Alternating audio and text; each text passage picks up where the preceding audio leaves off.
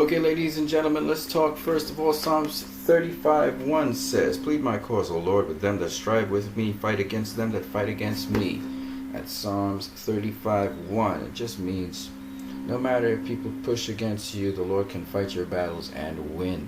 So just remember that. In my video, Snyder revealed Batman connection. Anyone, there's a little discussion in the discussion section. People will agree with me about this.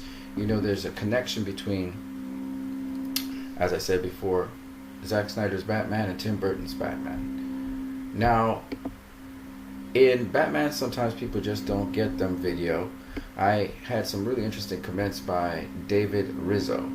I just want to comment on how he realizes the hypocrisy by some Nolan fans concerning Batman, and they think his desire to kill in BVS.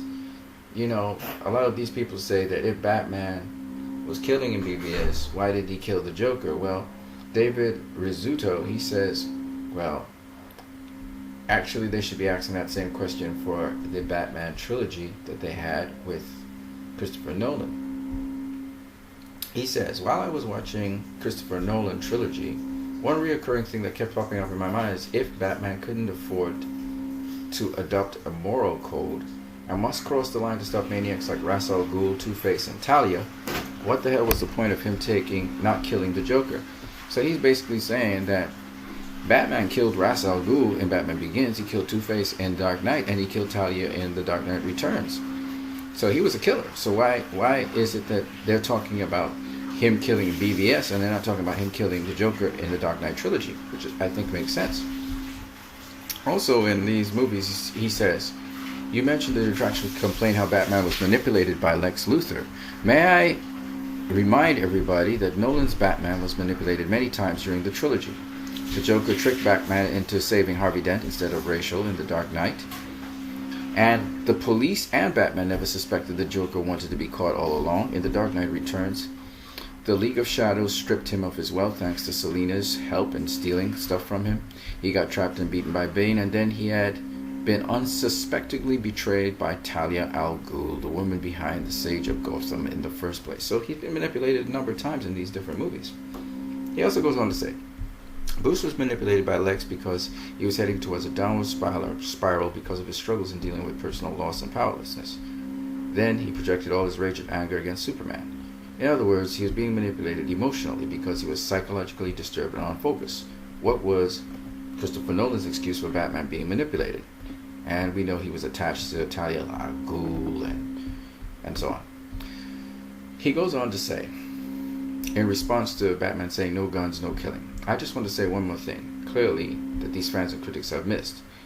Nolan and Goyer changed the stance whenever it's suited them. Batman justifies killing Ra's al Ghul to Talia to stop him from committing mass murder when he's confronted by Talia. But isn't that one of the reasons why he should have stopped the Joker? Because the Joker was committing mass murder? So he finds it nonsensical and reprehensible. He also says that Catwoman saved Batman's life afterwards by using his machine gun wielding Batpod. If there are no guns, why is it she's able to kill Bane using the guns on his Batpod? I'm just saying. So we know his Batpod shot real bullets. I think these are all major good points here by David Rizzuto, I think is his name. Rizzuto. So shout out to you, David Rizzuto. Good points. And I just want to go on a little further. Remember I said that Snyder's Batman is sort of like in the vein of Tim Burton's Batman. And I was listening to Jeremy Jahns. He was doing reviews for Batman Returns, and he was doing reviews for Batman 1989. It's interesting what his reviews say about the characters after he's looked back at it. In Batman Returns, he talks about Catwoman not being like Catwoman. But actually, he said most of Tim Burton's characters, especially in Batman Returns, 1992, veered away from the actual characters from the comics. Now, I disagree with him on Catwoman, but I do agree with him in part about the Penguin. The Penguin does depart a little bit, but the essence of the Penguin is still there. But the Penguin does depart from being a businessman, an underlord who does business transactions. It's more with the other character, which is Christopher Walken's character, that the Penguin actually works along with him. But even so, he also even says that Batman in Batman 1989, his character was veering away from the Batman character. It was more Tim Burton-like, and that the Joker was a little bit departed from the Joker from the comics. Now, to some degree, he's correct about the Joker. He's not correct about the Batman. The Batman is the Batman that you see in the comics. Definitely, he's more Batman of the comics than any other Batman I've seen, except for Ben Affleck's Batman, which is absolutely much more like the Batman of the comics. Now, with respect to Catwoman, he was saying she's very slutty and so on. I just don't see it. I don't see it at all. I just watched Batman Returns, and Michelle Pfeiffer's rendition of Catwoman is spot on, as far as I'm concerned. She is, so far, the ultimate Catwoman I have seen so far. She is the absolute Catwoman from the comics. Yes, she looked a little messy at the end of the film, but that's a price you pay. She was damaged. She had battle scars. She fought. The relationship between her and Bruce Wayne was absolutely spot on, like what it is in the comics. She's kind of sensual, sexy, but she's not a slut. Actually, if you think about it, if she was such a slut, then she would have slept with the Penguin. She didn't do that, right? In fact, she didn't sleep with anyone. Now I stop to think about it in that movie. But with all Tim Burton's movies, they have a Tim Burton flair. He's mostly dark, he's mostly gothic, so the movie was gothic and dark. Okay, if you look at all his nightmare movies, all his horror films, they're gothic, they're dark. But having said that, fit right in with when it comes to Batman.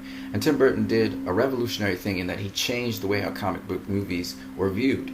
They would generally think of superheroes were generally seen as bright and shiny and heroic, and Batman gave you a totally different spin on that. He also talked about Commissioner Gordon in Batman 1989 not having much to do with Batman, but that makes sense because Batman is an outlaw.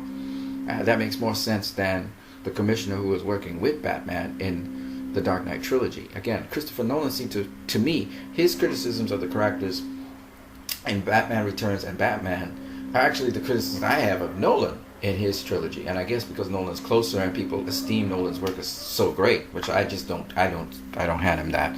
I give him that his films are good, but I don't think they're great. Okay, and that's my personal opinion. Of course, I'm not saying that his movies are bad. I don't like most of Nolan's movies, the trilogy, the Dark Knight. I don't like it. It doesn't feel like Batman. These movies don't, and they're long and they're boring to me. They're dragged out and dry. I do understand his concept that he was shooting for, but they just missed the mark with me, because you have to understand superheroes have a certain mythos behind them, and he never really quite captured the mythos of the characters. He basically was just saying, if this was a real life event, this is what would happen. But he never really captured the mythos. He never got that grounding of the mythos so that people would say, okay, this is the Batman, whatever. I think Zack Snyder did a better job of that. But what I'm saying is that, and Tim Burton was mostly mythical, but it was kind of realistic, but it was mostly mythical. But Tim Burton feels more like the comics because, to me, Tim Burton captures the heart and soul of the characters. And Catwoman, spot on. The relationship with Batman, on and off relationship. The fact that she is always looking out for her interests and she always has an agenda going on.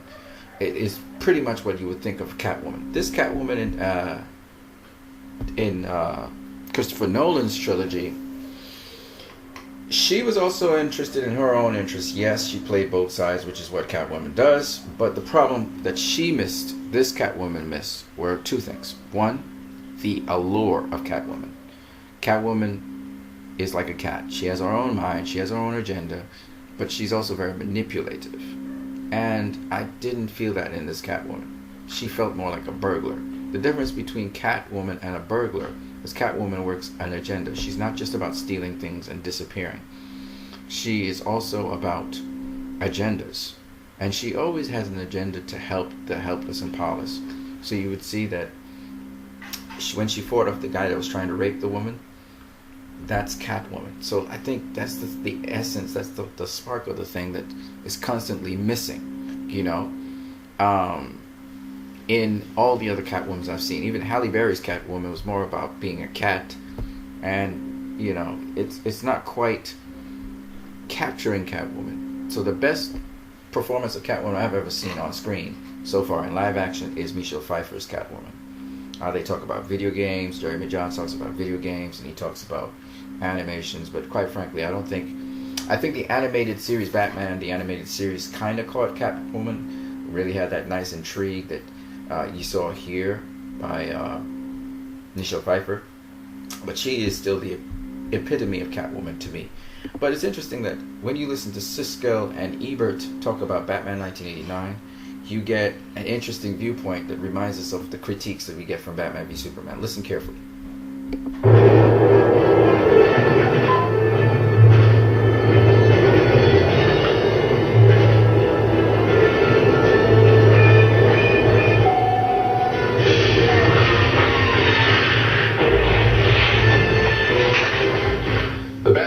Looks like a little model there. So does the Batmobile in some shots. Director Tim Burton obviously wants to recall the original comic book look as well as tell a more adult kind of story. And that adult approach is what I found so refreshing about this Batman movie.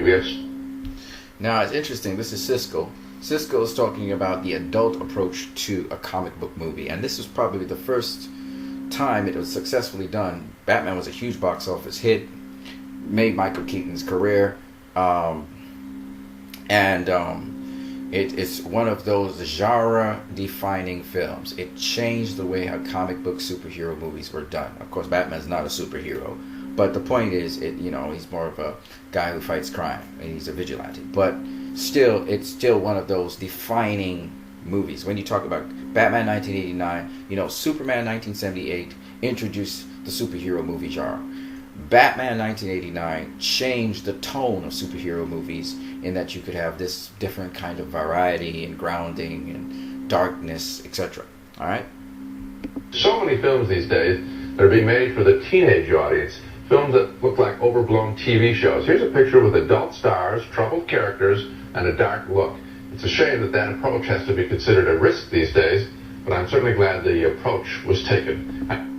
Now that's interesting that Siskel actually understands. And there's an audience that talks about, all of these comic book movies, the Marvel comic book movies, they seem to be made for children. Even when I listen to Patty Jenkins talk about Wonder Woman so that children can see it and appreciate it, that's all well and good, But we also need something for adults.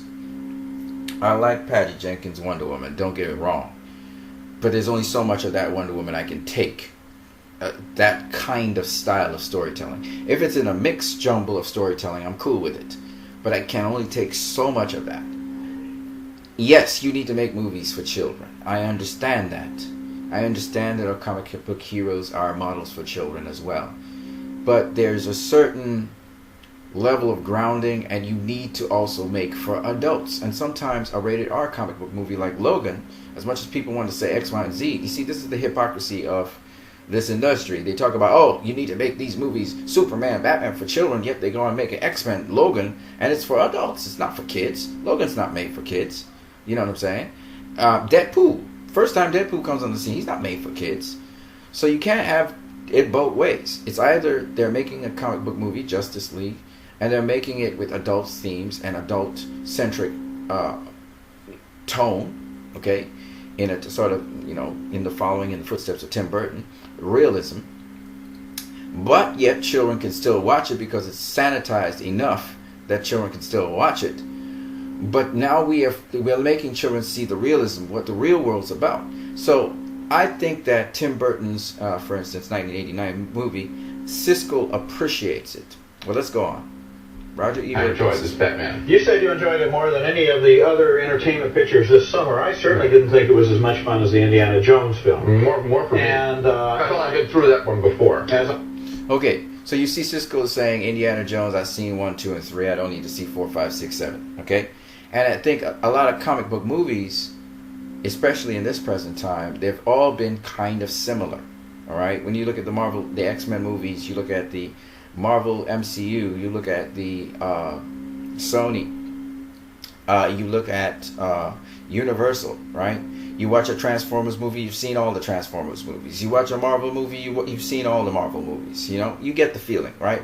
I went and watched Guardians of the Galaxy because it was kind of like a Warner Bros. Animated feature in that, the wacky tunes. Because to me, it was slapstick humor, it was wacky, and it knew what it was, all right? I thought Ant-Man was a good movie, but again, it's formulaic. It seems to, Doctor Strange, formulaic. I think the Marvel movies so far still followed a certain kind of flow, a certain kind of style of directing, no matter what director came in.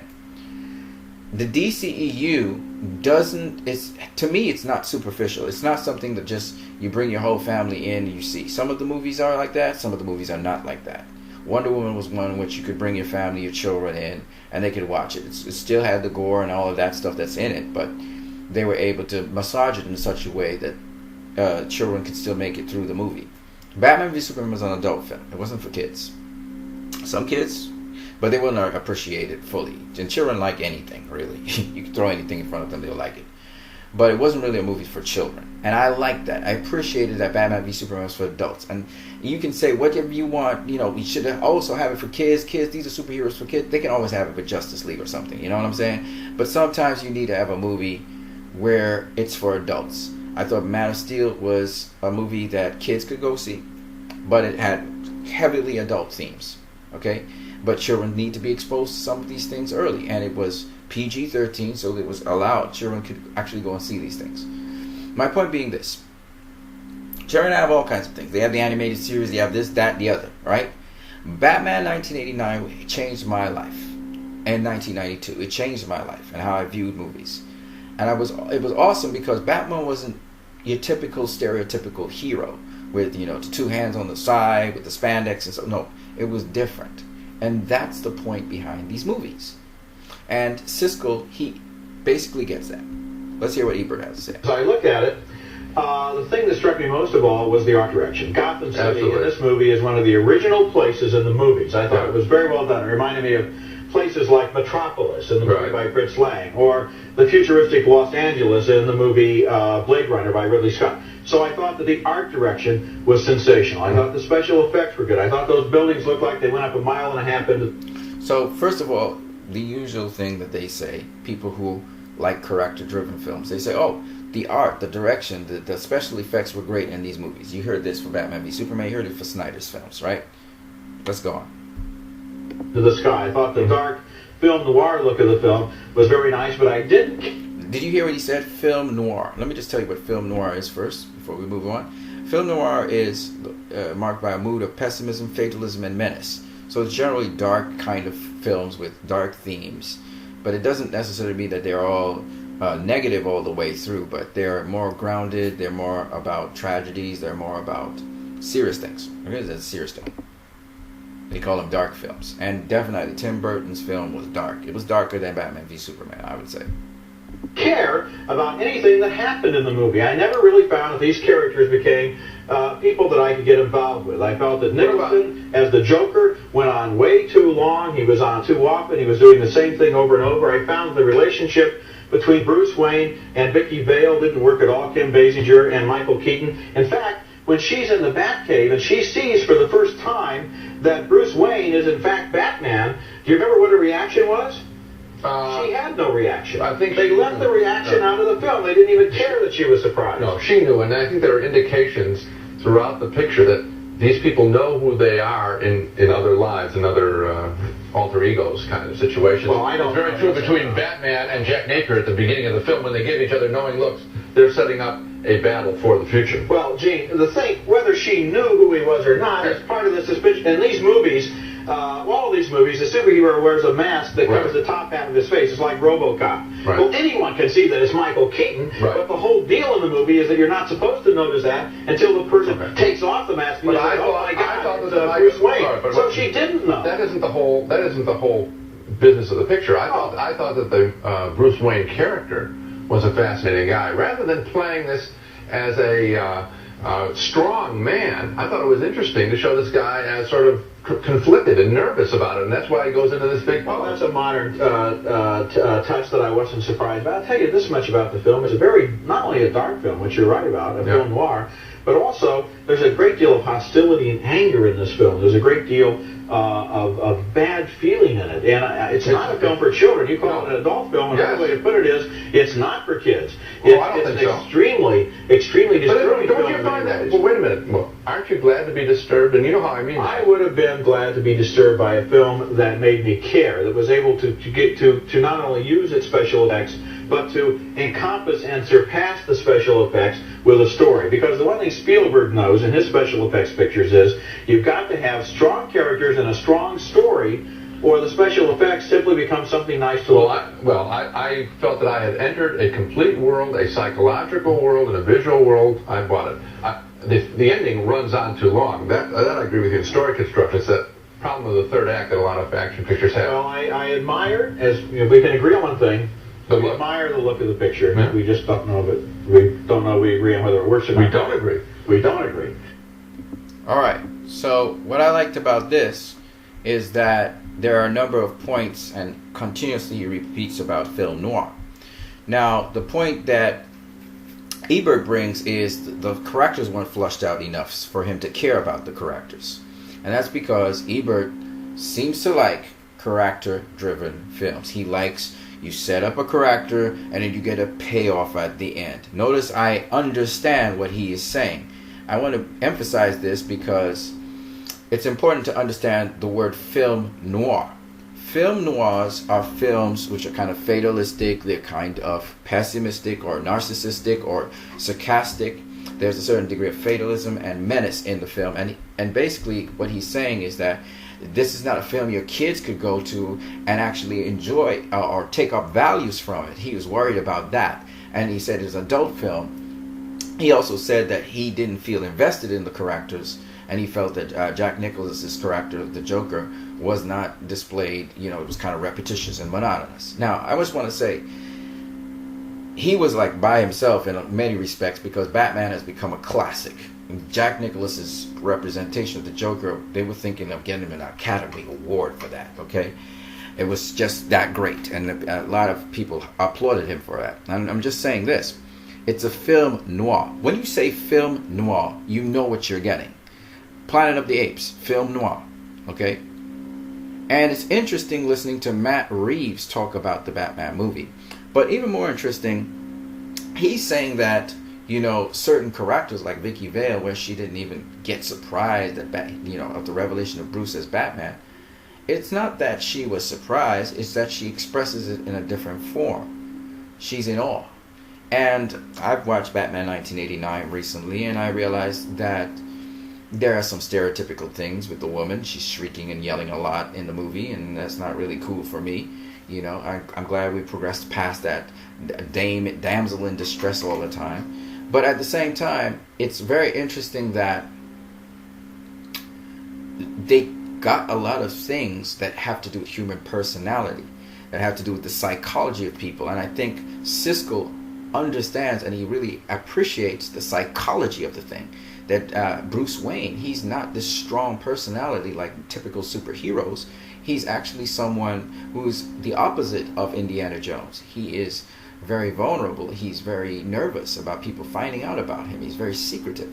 So I think Siskel understood it. And the interesting thing about this is when you look at Batman v Superman, when you look at Man of Steel, they're very divisive films, people say. Well, Batman 1989 was actually a divisive film at the time. Now it's no longer a divisive film. 78% of the critics like it on Rotten Tomatoes, and quite a lot of people, I think 84% of the people percentage like the film. But at the time, the critics really were divided on it, just like how you saw Ebert and Siskel going at it, right? They were divided on it because it was something fresh, it was something new, and I don't think they knew what to make of it, because this was, Batman was always considered, Batman 66 especially was considered a superhero, and he would, talk about keeping the law and, being this role model for kids, right? He would talk to Robin like that. But Batman 66 deviated way away from the Batman lore. And this is something people don't understand. Actually, Batman, the original Batman, was a weird creature of the night, like I said before. If you go and you actually look at the Batman comic, the very first one he appears in, which is Detective Comics, I can't remember what number it was, in 1940, 20-something. I can't remember, 23 or 21 or 22, I can't remember. But when you go, you see that Batman was called the weird creature of the night. He was actually called the weird creature of the night, okay? Now, I want to just, because we said film noir, you heard that name film noir so many times, I want you to just understand where Matt Reeves is coming from. And again, Tim Burton, Zack Snyder, listen to Matt Reeves. In an almost Hitchcockian sense, is use the camera and use the storytelling so that you become the character and you empathize with that point of view. And I think there's a chance to do an almost noir-driven detective version of Batman that is point of view driven in a very, very powerful way that hopefully is going to connect you to what's going on inside of his head and inside of his heart. Now, this is very interesting. Now, one thing that's very interesting here is Matt Reeves is looking at doing something that Ebert would actually appreciate a little bit more. And that is, he would be doing it from a character-driven, a character-centric point of view. So you're actually going to get into Batman's head. Now, Zack Snyder did some of that in Batman v Superman, but the difference was he got into Batman's head a bit, all right? But he also got into, you got to see inside of Superman's head a little bit. You got to see inside of Lois Lane's head a little bit, right? So, you know, you got to see inside of not so much Lex Luthor's head. You just kind of saw the plots and plans that were unraveling. You didn't really get to see inside of Lex Luthor's head. He did say he gave a little spiel so you could get where Lex Luthor was coming from, but you didn't really get to see inside of his head. But you got to see inside of Superman's head. You got to follow around with Superman. You got to follow along with Lois Lane. You got to follow along with Batman, right? And it's very interesting when you have multiple protagonists. What do you do in a film like that? And Zack Snyder handled it quite well. But here's the point I'm trying to make. I'm trying to make the point that Ebert would like this movie maybe a little bit more in that the director, Matt Reeves, is going to come from a Bruce Wayne point of view. So he's saying it's going to be character-centric, but story-driven still, and it's going to be a film noir. And I don't know if you like the film noir aspect of it, because, again, that's for adults. Batman is more of an adult sort of character. But here's the thing that I think Ebert and a lot of people miss out. A lot of these movies actually appeal to younger minds and show the world not in black and white, but also in shades of gray. And it's about time that young people at least be acknowledged for their intelligence. We got 10-year-olds, 12-year-olds, 13-year-olds facing the real world these days and doing some remarkable things. And there's some of them are multimillionaires. So it's about time we don't underestimate the young people, but we also engage in the discussion. At the end of, say, for instance, The Batman, if it ever comes out, you have a discussion with your kids about the character and what he's wrestling with and what you think about that in your life, how you wrestle with certain things in your life, and so on. So it's open for discussion. It's going to probably be PG-13. It's probably not going to be rated R. And so, therefore, you still have a certain age group of children that's safe enough to carry these movies to see. But, again, all of these DCEU movies, they've been PG-13 for a reason. You know, if you're going to carry little 6-year-olds, 5-year-olds to see Wonder Woman, for instance, as much as the children were affected and it was positive and all of that, you have to remember to have discussions with them. You know, this is a PG-13 movie. And all of these DCEU movies, you can see that they are serious in tone and they take the heroes of the movies very seriously. I can't say that for other comic book movies I've seen. I've seen Logan. That's probably the only other film this year besides Wonder Woman which has taken its comic book heroes seriously. Guardians of the Galaxy, hell no. Alright? It wasn't intended to be. That's not the kind of film that James Gunn was making. So you have to understand. But when it comes to Logan, when it comes to Wonder Woman, they take the superheroes pretty, but they're not. Logan's not a superhero. He's kind of, Logan actually is supposed to be, and in the movie Logan is actually an anti-hero. He's not a superhero. Okay, so Logan, Batman's not a superhero. He's more of an anti-hero. Yes, he wants to pursue justice, but the way how he goes about doing it is not necessarily the right way to do it. You know what I'm saying? So you can't go to a Batman movie and say this is Batman gives you a moral compass and all that kind of stuff. That's what Christopher Nolan tried to do. That's what Batman 66 tried to do. But that's not the character Batman. The essence of Batman has to do with his damaged past. He is a damaged character. Okay? And therefore, psychologically, the Batman, if you're really going to talk about him, and remember Batman was inspired by the movie The Shadow. Okay, the character The Shadow, the comic book character The Shadow. Go check out The Shadow. You'll see what kind of character he is.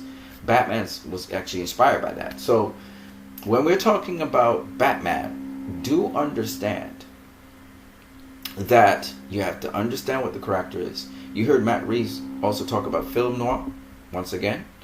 and he talked about it being a detective drama. So you're going to see the detective aspects of Batman. It's going to probably be a film either before BVS or after BVS. I don't know which one they want to do, because Ben Affleck's a pretty old guy. He's going to be Batman in that movie. Maybe they'll pull in other actors to have a younger Batman. Who knows? But what I can tell you is it should be interesting and a psychological drama. Again, these are going to be drama films, not so much action films as they're drama films. Interestingly enough, I hear a lot of people talking about The War of the Planet of the Apes as a drama. It's not so much an action film, it's more of a thriller drama. And again, it's either people are growing and they're watching my videos and then they're coming back and realizing you need to be a little bit more elaborate on what you're seeing with the story. You have to understand the genre of the story. You have to understand also the what is the story shooting for, right? The goals that the story is shooting for. And that tells you something. Part of it is told by the genre that you're looking at, and also it tells you something about, the story will tell you what its goals are by also the synopsis. So I'm saying all of this to say this, that Batman that we know and see, a lot of people are still not understanding that these characters, the Zack Snyder characters, the DCEU characters, they all have a background, and there's all precedent for them. All right, Tim Burton's Batman was criticized just as how Zack Snyder's Batman was. I miss Batman 1989 and 1992. I miss the characters there. I wish Tim Burton had continued, but studio and pressure from the public, etc. But I think Tim Burton had something going there. And yes, Tim Burton's kind of extreme, and he's out there, and he's very dark. But today, I don't think he'd be considered that dark. And I understand the political situation in the world. I understand people want to be more encouraged and inspired now. They want positive things. They want to relax, and they go into the theaters. I get it. But at the same time, I appreciate the DCEU movies. I appreciate that they come with something that is always bringing something new to the table, both ethically, morally. They always bring a question to the table. And I also like that the different directors of the DCEU so far have been capturing aspects of heroism, or capturing snippets and aspects of what are desirable attributes we all value in each other. Whether the nice thing about the DCU, they look at whether you're a villain or criminal, as in Suicide Squad, we had a whole bunch of villains together, or if you are someone who is aspiring to do the right thing, such as Batman v Superman, where we saw Superman aspiring, and the demytholization of some of the characters is also awesome, while still keeping the mythos of them, why people in that universe see them mythically a certain way. And so I like that. And as the DCU moves forward, I hope that people can understand the balance between mythos and reality. I think a lot of the criticisms about the DCEU, especially Zack Snyder's work, have been unsubstantiated. I think most of the things that they allege that he did wrong actually are fallacious. They're empty. It's more personal preference. Maybe you didn't like how things go, or you expected things to go differently. Expectations have nothing to do with what the story is telling you. When you go into the cinema, you have to sit down and watch to see what the story is telling you. And a lot of times, audiences go in there with preconceived notions, or they go in there with preconceived ideas being influenced from the outside.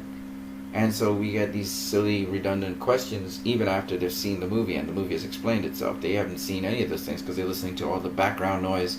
And background noise does affect how you see a film. Don't get it twisted.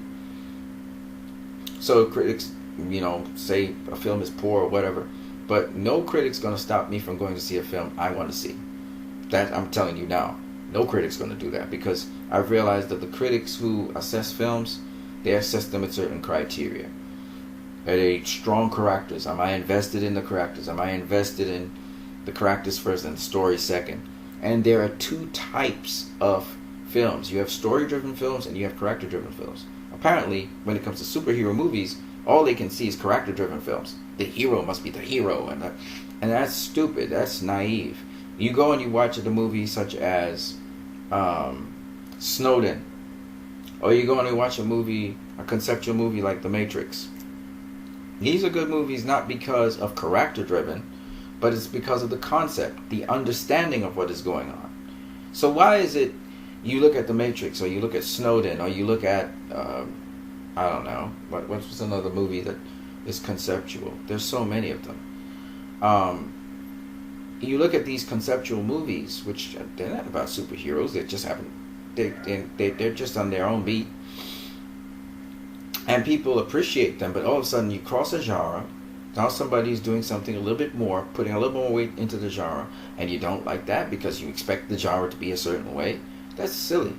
And so I can't talk about that. And people talk about good filmmaking is where you have these invested in these characters. Sometimes you can be invested in an idea, okay? Which is what Christopher Nolan was even trying to do with his Dark Knight trilogy. I didn't mesh with Batman. I didn't mesh with Christian Bale's Batman, but the Dark Knight worked because of the concepts in the movie.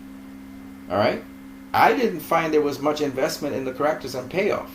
People will say, oh, there was an investment in Harvey Dent, and he was this good guy, and then the payoff was when he switched over, and he had to be punished by Batman killing him. I mean, you could say it that way, but as far as I'm concerned, I wasn't following Harvey Dent all the time. I wasn't invested in Harvey Dent all the time. All right? So my point being this, for those people who don't understand, yes, you can have character-driven and plot-driven, and you can have even both character and plot-driven movies. But at the end of the day, you must know what the story is. And if you can know what the story is, then you can go ahead and have a discussion about if it achieved its objective or not. The nice thing I liked about Siskel and Ebert is they gave the story of Batman in Batman 1989, and then Siskel said why he liked it, and Ebert said why he did not like it. Okay? And he thought Indiana Jones was a better film. And I get why he likes Indiana Jones over Batman 1989. Anything new that you see on the screen, you don't always take to it. Take, for instance, Christopher Nolan did something, a new take on comic book movies. He did it totally different. He said, well, what if these myths were actually real? What would it look like? And that was Christopher Nolan's take on Batman Begins, on, you know, The Dark Knight and The Dark Knight Returns, Rises, right? So that's what he did, and I appreciate him for that, okay? And lots of people appreciated him for it.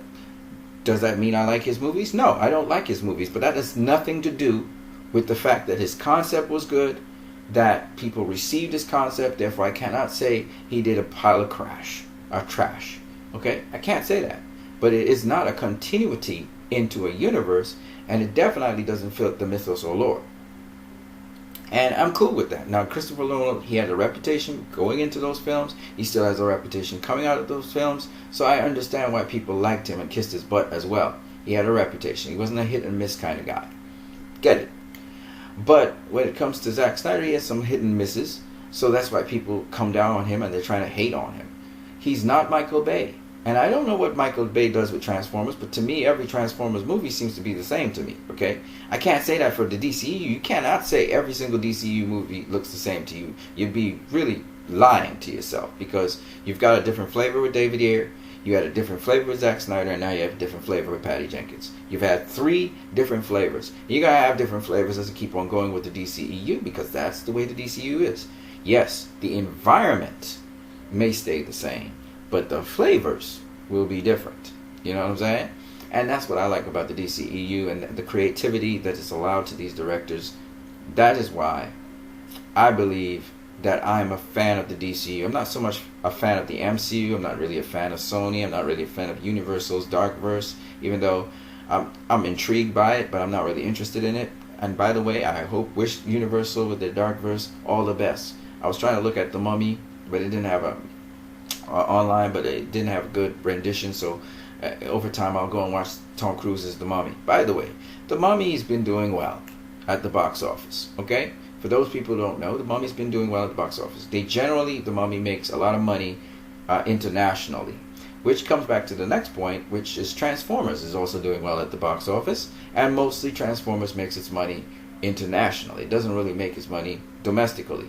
Yes, it has had its lowest domestic opening weekend in a while, and it's just by about, what is it, 3 million. I think it's lower than the lowest, but again, that doesn't mean anything. Let's see if it makes its legs. Let's see if it pays off in the end. And I've seen a lot of people in the industry talking bad about it, but there are a few sprinkles here and there who actually enjoyed the movie and can follow it and understand what it was about. My point anyway is this. People were saying, oh, Zack Snyder's off of the DCEU, so the films are going to be brighter and lighter and funnier, and they're going to be more like Marvel, of course. That's what these people want to say. No, it's not going to happen. The films are going to be, each film is going to be different to each other film. And I think Warner Bros. Is doing an excellent job of that. And I want to say, Wonder Woman wasn't a hee-hee-ha-ha film, like most Marvel films. It had no slapstick humor. It was situational for the most part. And the movie was heavy. Like I said, I got 2 stains. I got 2 stabs coming out of that movie. Steve Trevor's death and Antiope's death. It really stabbed me hard. So I didn't come out, I didn't come out smiling. I came out with a pain look on my face, but I enjoyed the movie. And I thought Patty Jenkins did her job of deeply emotionally ripping you. And I think Matt Reeves, he's going to try and do the same thing, manipulating your emotions in the movie, because he feels you have to be moved to be invested in the character. And that would be cool as well. But on that note, I hope you guys enjoyed what I just said, and have a great one.